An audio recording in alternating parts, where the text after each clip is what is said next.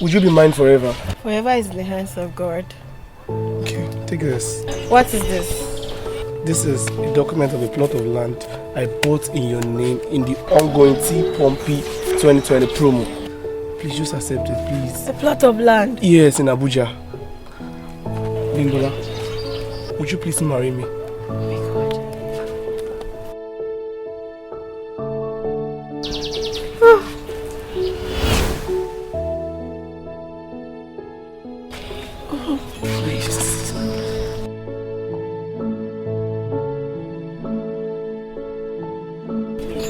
Where's the ring? The document is the ring.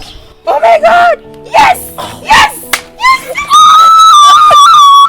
Thank you! Oh, that's very good.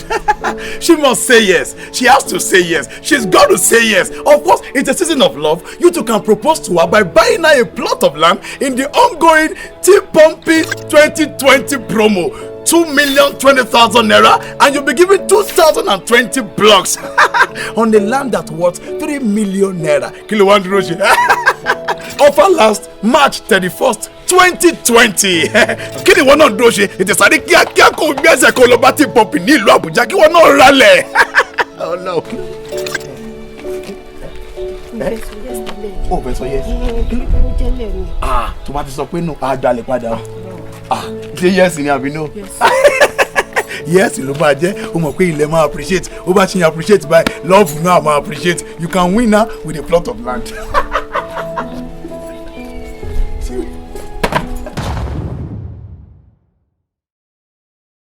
Tókunbọ̀, mọ́tò kan ló tún kàn báyìí, ilé ló kàn jẹ́ mẹ́gbẹ́ sọ̀kan tó bá sí Nàìjíríà ìbúrọ́sọ̀ kò fẹ́ gbé yẹn náà Abuja lọ́dọ̀ tẹnu wọn àbí máa bọ̀ now Tókunbọ̀ happy new year, this is year 2020 mo fẹ́ kó wà nínú ilé ẹ ní year 2020 tó bá yẹ pé Abuja náà ló fẹ́ gbé àbí tó tẹnu mọ́ then T-Pompey is the answer. T-Pompey wọ́n ti wà lẹ́nu ẹ̀ tipẹ́tipẹ́. T-Pompey ṣe promo 2020 lọ́wọ́ from January 1st to March 31st 2020. Tókunbọ̀ ilẹ̀ tó jẹ́ pé ó wà 650 square meter tí wọ́n ń tà ní 3 million naira. T-Pompey is giving out 20% discount lórí ilẹ̀ yìí tí wọ́n kúrò nínú ẹ̀ á fún ẹ ní 2.4 lókù kò ì tó síbẹ̀ Tókunbọ̀. Now á tún wá fún ẹ ní 2,200 blocks which is valued at 380,000 tí wọ́n tún yọ kúrò nínú ẹ̀ á fún ẹ ní 2,020,000 naira. 2,020 blocks Tókunbọ̀ ó máa kọ́ ilé dókè àṣírí mo sọ fún ẹ so ó túmọ̀ sí pé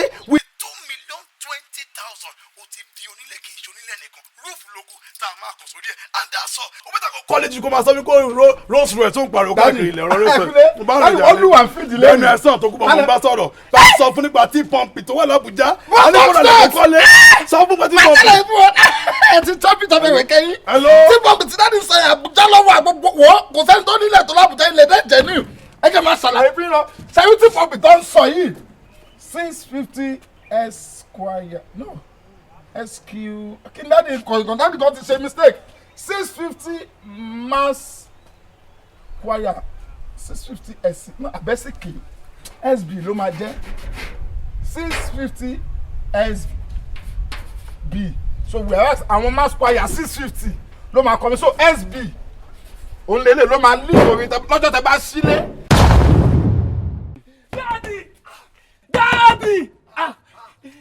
Daddy! Kí ló dé? Mo fẹ́ jálẹ̀ kò ní. No sir. Mo jẹ́ lọ́wọ́ ni. Kí ló wá ṣẹlẹ̀? I'm very sorry sir.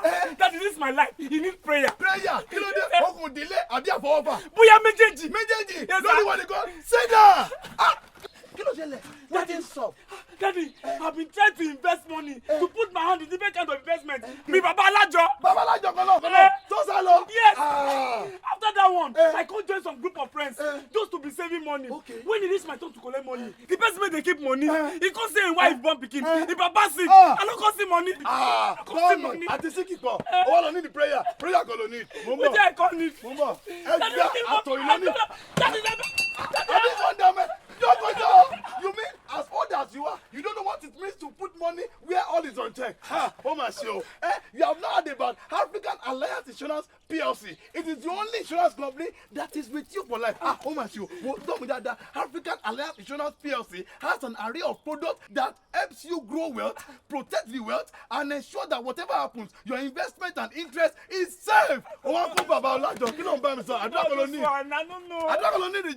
you don't need prayer. You need African Alliance Insurance PLC. Let me give you their website and their WhatsApp number. Yeah, website one is www.africanallianceplc.com. Also, could you WhatsApp them, check their website, and save with them. They are with you for life. That's all. Thank you, Daddy. That's all. Thank you, sir. God bless you. you. God bless you. What's your tithe is very, very important. No problem, sir. No problem. And before you go, so that you can remember. Daddy, no need again. Just one. God, okay. Yes! Thank you, sir. African Alliance. With you for life. Look here, have you marked your calendar? Have you ticked your calendar? Because on Sunday, the 16th of February 2020, there will be a program at Ivory Music House, 13 Ashabiko Street, opposite Chapel of Christ the Light Church, Alausa, Ikeja, Woliagba, and the FM Nation. We are coming live. IBM Progress. We're going to be there live. The time is 8 a.m. The host is Ovie and Fumi Daniels, Jerry Embe, and the team is Addicted. Let me ask you, who would you rather be if you are truly free? Addicted, addiction. My people, what is the meaning of addicted? Yes. Actually, who said actually? Yes, actually, yes. Daddy, mo ń tòpọ̀ lọ́wọ́ ni. Tosinu ẹ̀ náà, mo ń tòpọ̀ lọ́wọ́. Tosinu ẹ̀. Addicted. Sir.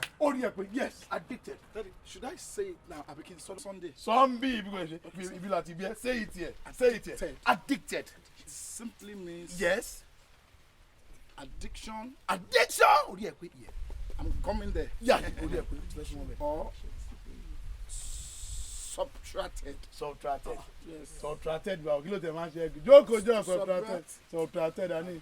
Yes. Oh, put it that. Yes. Subtracted here. Synonyms then. Synonyms again. Addicted. Boss are calling. Have you gone there? But even the choir of you. Addiction. Killer. Addicted also synonym. What are you Oh my God. Yes, Jare.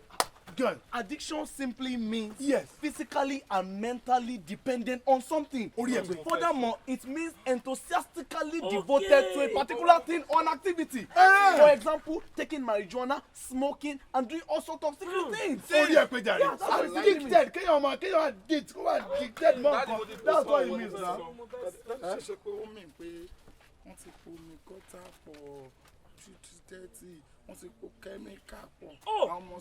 That addicted means science student.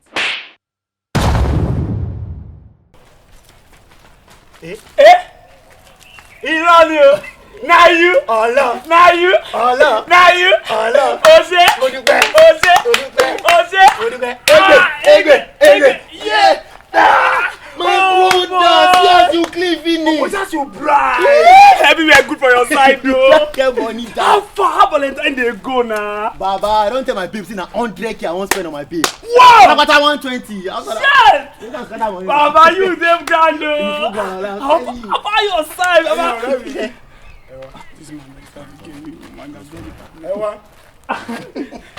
Like intention. That's very, very good. You guys are doing very, very well. I had something like 100,000. Like, wait, we'll just be 100,000. Okay. That's very, very good. You see, you guys are enjoying. In our days, our killer man, my lover, Mobololu, Fewale, Mobololu,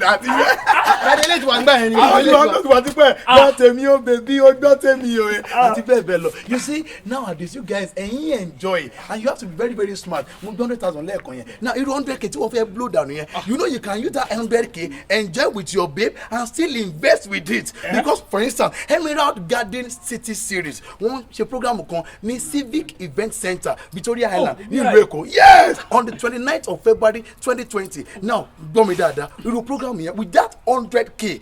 Wow, one program here. It's called Love and Investment. You enjoy with that your babe, and then you are sure of a plot of land at either Ibejuleki, at Shimawa, at Ikorodu, at Ofada, or any other places. So, and for instance, tell him how I'm enjoying.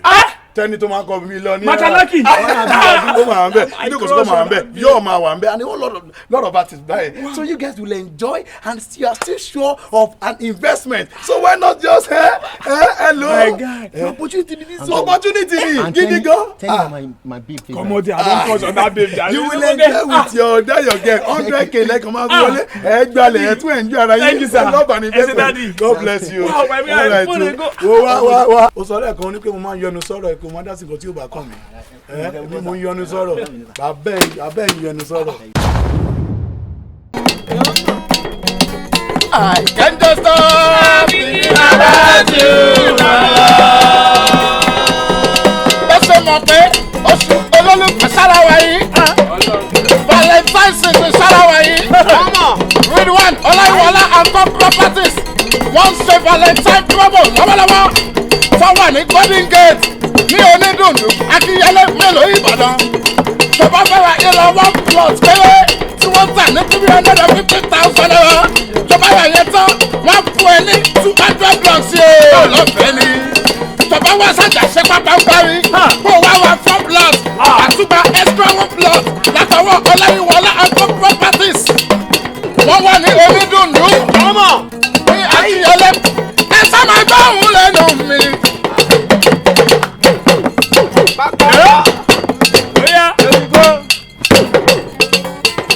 Ọláyíwọlá and Co Properties Valentine promo ó lẹ lọ́wọ́lọ́wọ́.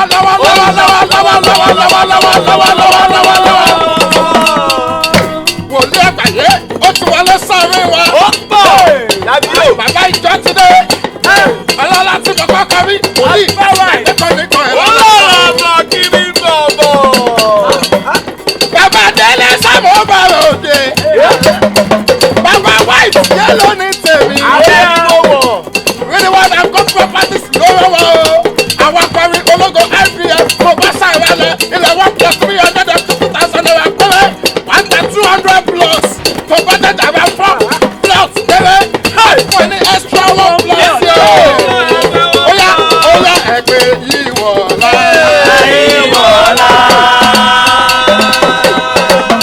Ridwan bàbá mo bá lọ. Ẹgbẹ́ yìí wọ̀ọ́lá. Ridwan and Co Properties. Ẹgbẹ́ yìí wọ̀ọ́lá.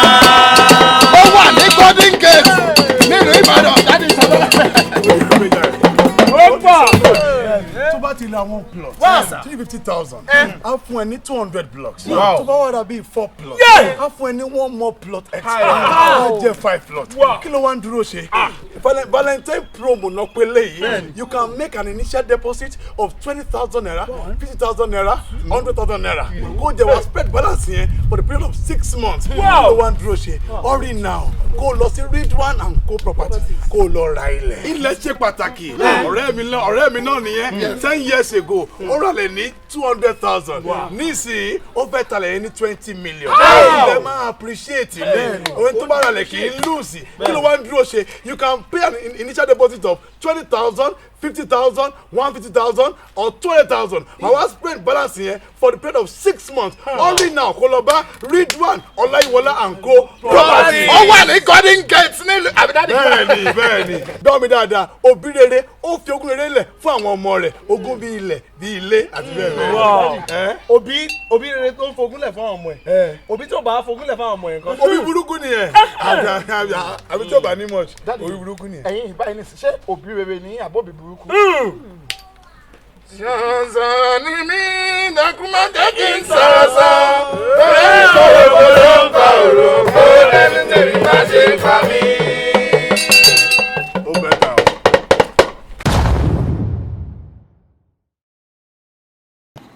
Wo bí?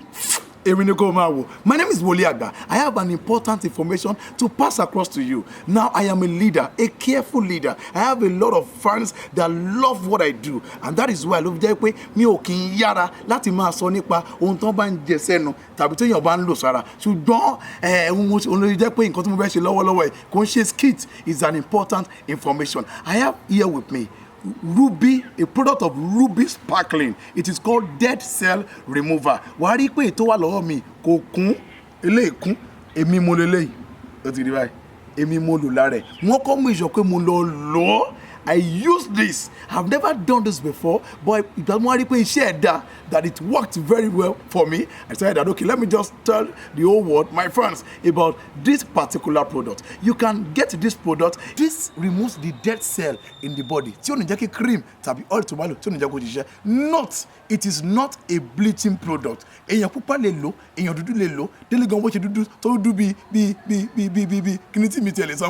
black to do in as much as you have dead cell in your body, you can WhatsApp them on 080-6208-2621 or you follow them on Instagram at Ruby Sparkling Out Spa. It is not a bleaching product. Magbabe is the business of a sister. Sister mi lo ni tori eni mo se sele. O je sise fún mi. That's why I vlog this year. So why not? What are you waiting for? Patronize on papa. Oriko wole na fresh. Shele oye niyen. Mo ti ladanu. And he was shouting, Jesus, Jesus, thou son of David, have mercy on me. Jesus was there. The disciples were there. Now the question is, who was that person to talk Jesus, Jesus, shine for me. If you raise your hand, I won't call you. If you raise your hand, I will call you. Yes. Oh, no. Yes. No. Blind Bartimaeus. Now the next one. This one is not in the Bible. Now, listen attentively. On the 28th of December 2019, by 7 p.m., there will be an all-night program near RCCG, The Hub, Okota, Lagos. Now, Big Bolaji, that is justified. To decay, Chikis, Chigose Wisdom, Tokumbo, Adeduwon, Shola Listen, Nomambe, and the host of the program is Samuel Oyeleke. Now, the question is, the theme of the program is The Encounter. What is the meaning of encounter?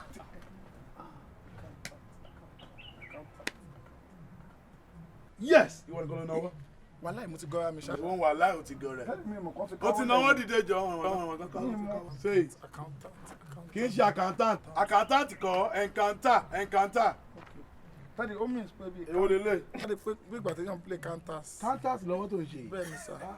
Counters ta man play kékeré. Counters. Yeah, counter, egbo counter. Eri ọtí. Yeah, counter. Kí ló ń pẹ́ lẹ́nu kó bí. Oya, dìde. What is encounter? Encounter. Now, it's a football term. Now, a practical example is Man U and Chelsea playing a football match. Now, Chelsea bá fẹ́ lọ score Man U, tí Man U gbá ball padà, tó ń lọ lé Chelsea. Ó wí pé bí counter attack. Counter attack. Counter attack. Counter attack. Wow. So, counter.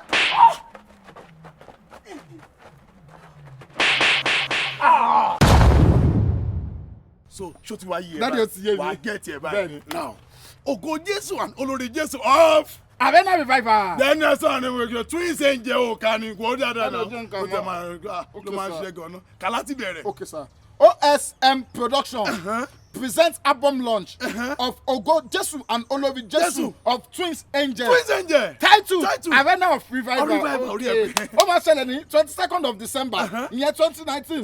Time is 4 p.m. prompt. Venue is West Bowie.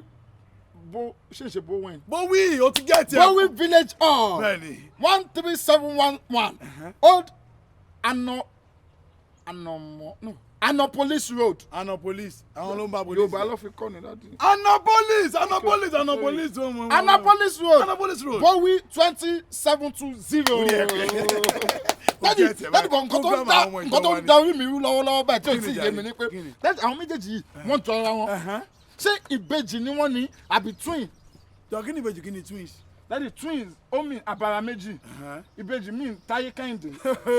Jọ̀gí máa ń Táyé Kẹ́hìndé. Táyé Kẹ́hìndé mean ìjólẹ́sẹ̀. Bí báwo jàre? Táyé Kẹ́hìndé ìjólẹ́sẹ̀. Ẹ̀yin náà lẹ́wọ̀ rẹ̀ ní Táyé Kẹ́hìndé ìjólẹ́sẹ̀. Ẹ̀yin náà. Jọ̀gí ni Ìdòwú Àtàlàbá. Ìdòwú Àtàlàbá should be ìjólápá or ìjólọ́rùn. Daddy Anthony. Daddy ọlọ́run yẹn ń sọ̀bà mi ló bá bẹ̀ gbà mí kan dà wọ́n.